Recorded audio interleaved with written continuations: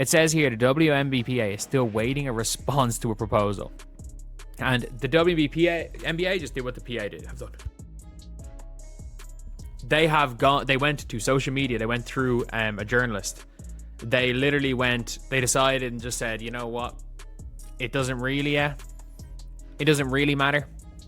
Like, they're trying to win the court of public opinion. We're going to try to use the court of public. 2 weeks, the WNBA Players Association put forward their proposal asking for 30% of gross revenue with a $10.5 million salary cap, and the league has gone completely silent.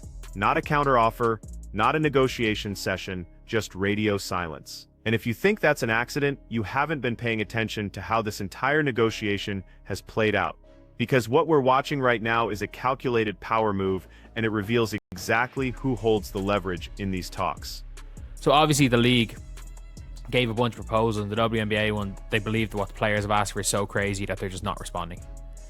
WNBA finally came to terms with the fact they're dealing with a bunch of business. I don't really care. Like, at the end of the day, whatever you want to say about these players, if they are able to get they have already bumped them up the max salary in as far as WNBA offers from 800k, which was what it was in November, at the start of November, to... Here's what's actually happening behind the scenes.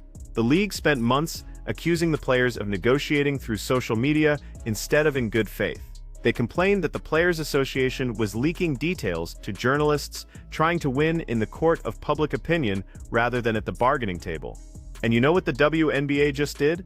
The exact same thing. They responded to the players' proposal not with a formal counteroffer, but through media leaks claiming the 30% demand would cost them $700 million. That's not negotiation. That's a public relations campaign disguised as collective bargaining. The irony is almost beautiful. The league that spent weeks criticizing the players for their tactics just adopted those exact tactics. And now we're in this standoff where neither side is actually talking to each other, they're both just talking to us. That's the only thing with the players, is that the only questions I have is, one, are they letting the personal biases against Cathy Engelbert in Fee's case negatively harm the negotiating position? And two, is there a time where they realize that they might be flying too close to the sun and cave to what the WNBA are offering? Because at the end of the day, this is a game of chicken.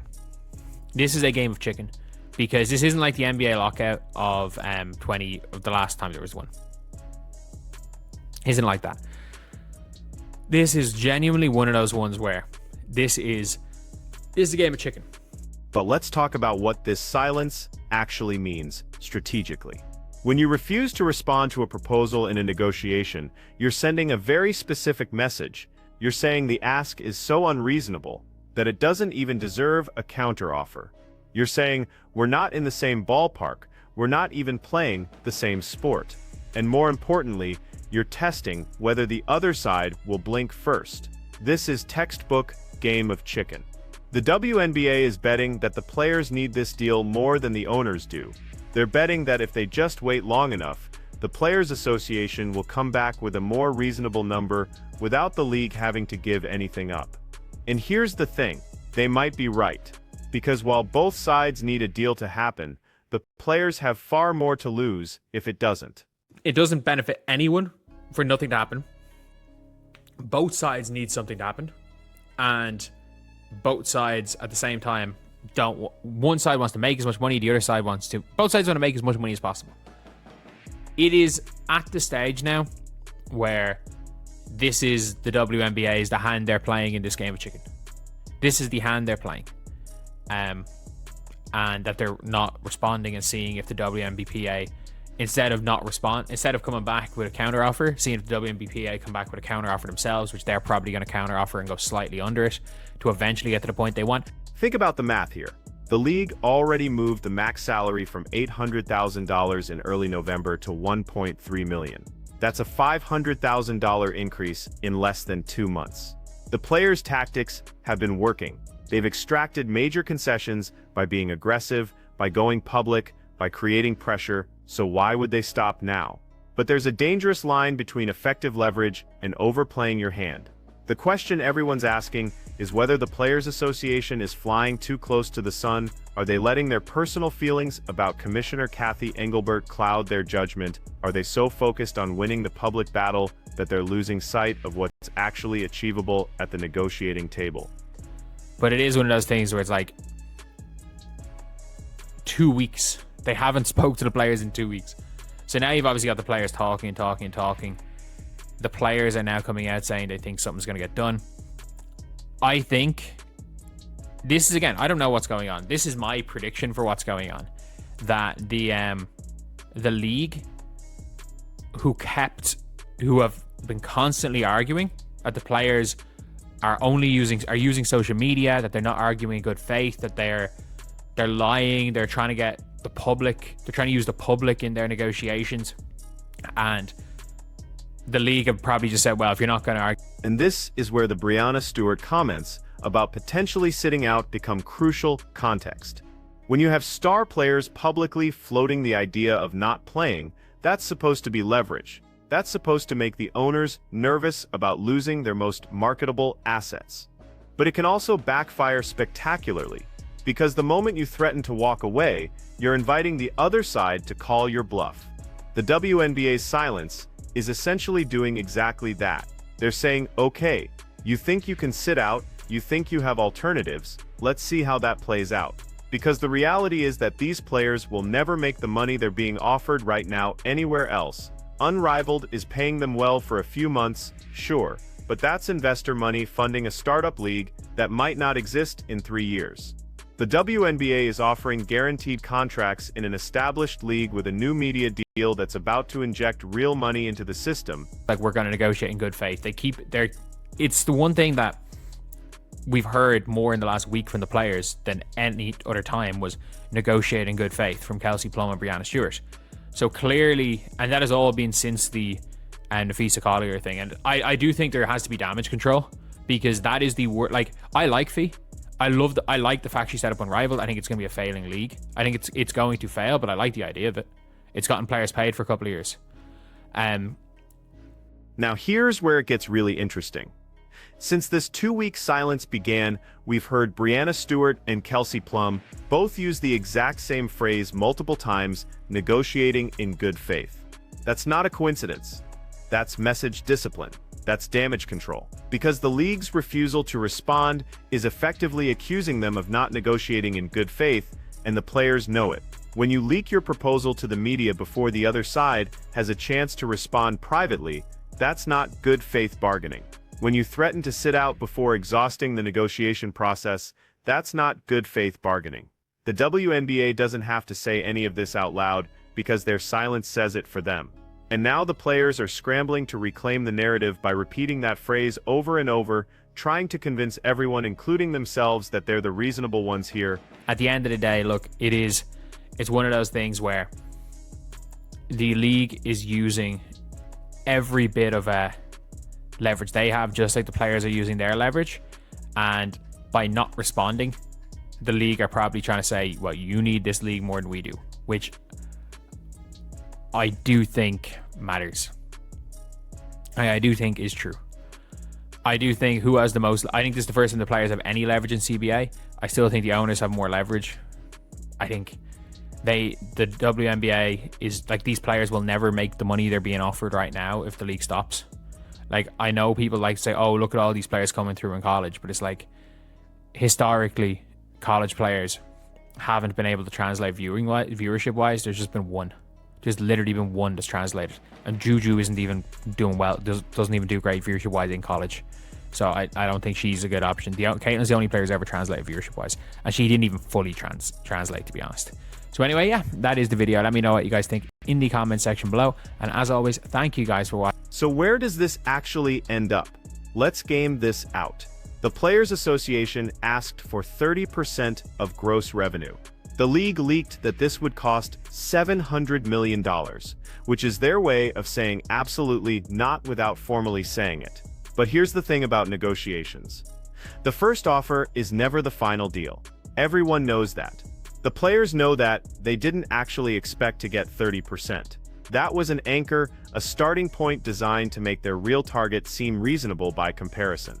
My prediction? This settles somewhere around 22 to 23%. And here's why that number makes sense. If the league tried to claim that 23% would cost them $100 million over 7 years, that breaks down to about $12 million per year, or roughly $800,000 per team annually. And you know what's happening to team valuations right now? They're skyrocketing. The Golden State franchise sold for $50 million. Expansion teams are going for at least that much. So if you're an owner watching your franchise value double or triple over the next few years, are you really going to let the league collapse over $800,000 in annual losses? Of course not. The math actually works in the player's favor once you zoom out. The short-term losses are minuscule compared to the long-term value creation, but the owners don't want the players to realize that, which is why they're leaking these scary $700 million figures. They're trying to make the players think they're asking for something impossible, when really they're just asking for a slightly bigger slice of a rapidly growing pie. Here's what I think is actually happening in those closed-door meetings that aren't happening right now. The league looked at the 30% proposal and decided it was so far outside the range of acceptable that responding would legitimize it. So instead of countering, they're waiting. They're waiting for the players to come back with a lower number, which would allow the league to claim victory by saying, see, they were being unreasonable, but now they're finally being realistic. And the players?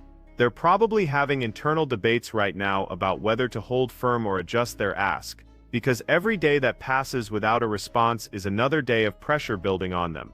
The season is coming, training camps will need to start. At some point, the leverage shifts from whoever can hold out longest to whoever blinks first when the clock runs out. But here's what makes this different from previous CBA negotiations. The players actually have some leverage this time. Not as much as they think they have, but more than they've ever had before. The Caitlin Clark effect is real. Viewership is up, attendance is up, sponsorship deals are bigger. The league is more valuable than it's ever been, and that happened because of the players on the court. They know it. The owners know it. And that shared knowledge is what makes this negotiation so tense. The problem is that leverage is a tricky thing. You have to know when to use it and when to hold back. You have to know the difference between a strong negotiating position and an unsustainable one. And right now, I'm not sure the Players Association has figured that out yet. They're playing a high-stakes game of chicken with people who have much deeper pockets and much more experience sitting through uncomfortable silences. Think about it from the owner's perspective for a second. They've been running businesses for decades. They've been through tough negotiations before. They know that silence is a weapon. They know that the longer they wait, the more anxious the other side becomes. They know that eventually, someone on the player's side is going to start worrying about missing paychecks or losing endorsement opportunities or damaging relationships with teams. And that's when the cracks start to show. The 2-week silence isn't an accident. It's not incompetence. It's strategy. The league is testing the players' resolve. They're seeing if the unity holds. They're waiting for someone like Breanna Stewart or Kelsey Plum to say something publicly that reveals doubt or division. Because the moment that happens, the leverage shifts entirely. And here's the uncomfortable truth that nobody wants to say out loud. The owners probably have more leverage than the players do. Yes, the players are the product. Yes, they're the reason anyone watches. But they're also the ones with shorter careers, smaller bank accounts, and fewer options. If the WNBA disappeared tomorrow, most of these players would never make this kind of money again. But if the players walked away tomorrow, the owners would still be wealthy. They'd take a loss on their investment, sure, but it wouldn't ruin them. That asymmetry matters. It matters in every labor negotiation, but it matters especially here because the WNBA is still building toward profitability. The league can credibly claim that paying players 30% of revenue would bankrupt teams, and even if that's an exaggeration, there's enough truth in it to make the players nervous. Nobody wants to be responsible for killing the league, even if they think the owners are being greedy. So what happens next? My guess is that within the next week, we'll see the Players Association come back with a revised proposal. Maybe they drop from 30% to 26 or 27%. They'll frame it as a good faith effort to find middle ground. And then the league will finally respond with a counteroffer, probably somewhere around 19 or 20%. and then we'll have an actual negotiation happening instead of this silent standoff. The final number, like I said, probably lands around 22 or 23%. Both sides will claim victory. The players will point to the massive increase from the previous CBA. The league will say they held the line against unreasonable demands. And then everyone will move on and start preparing for what should be the most watched WNBA season in history. But the real question isn't where the number ends up. The real question is what this negotiation reveals about the power dynamics in women's professional basketball. Because what we're seeing right now is a league that's growing fast but still operating from a position of financial uncertainty. And we're seeing players who finally have some leverage but aren't quite sure how to use it effectively. The 30% ask was bold, maybe too bold, but it moved the conversation. It got the league to increase their offer significantly even before formal negotiations really began. So in that sense, the aggressive strategy worked. The question is whether the players know when to stop pushing and start closing. Because there's a real risk here that they overplay their hand, the league digs in, and we end up with a work stoppage that hurts everyone. And let me be clear about something, a work stoppage would be devastating. Not just financially, but culturally. The WNBA is having a moment right now. Caitlin Clark brought in millions of new fans. Angel Reese created storylines that transcended sports. The league is more relevant than it's ever been. If they blow this moment with a lockout or a strike, those casual fans disappear. They don't come back. You don't get a second chance at a first impression, and right now the WNBA is making a great first impression on a lot of people who never cared about women's basketball before. So both sides need to figure this out. The owners need to recognize that the players deserve a bigger share of the growing revenue, and the players need to recognize that asking for too much too fast could kill the golden goose. Somewhere in the middle of those two realities is a deal that works for everyone. The 2-week silence is just a negotiating tactic. It's uncomfortable, it's frustrating, but it's not the end of the world. What matters is what happens when the talking starts again. Do both sides come to the table ready to compromise, or do they keep playing these public relations games until we're facing a real crisis? My money is on them figuring it out. There's too much at stake, too much momentum, too much money on the table for everyone involved, but it's going to be messy getting there. And we're probably going to see more awkward silences, more leaked proposals, and more carefully worded statements about negotiating in good faith before this is over. So here's what I want to know from you. Do you think the players are asking for too much with 30%? Or do you think the owners are being cheap with a league that's finally breaking through? Because honestly, I can see both sides. The players deserve more, but 30% of gross revenue when most teams aren't profitable yet. That's a tough sell. Let me know what you think in the comments and make sure you're subscribed because this negotiation is far from over.